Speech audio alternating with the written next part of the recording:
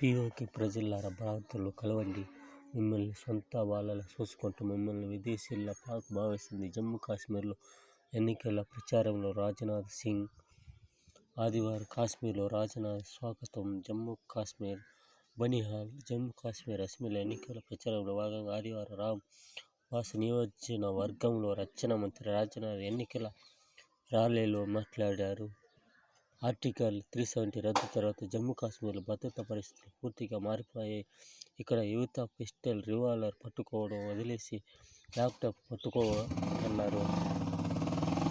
ఈ విధంగా కాశ్మీర్ గురించి మన రక్షణ మంత్రి మాట్లాడటం, పీఓకే గురించి మాట్లాడటం,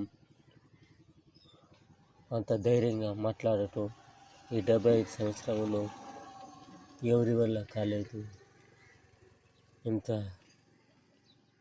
ఈ విధంగా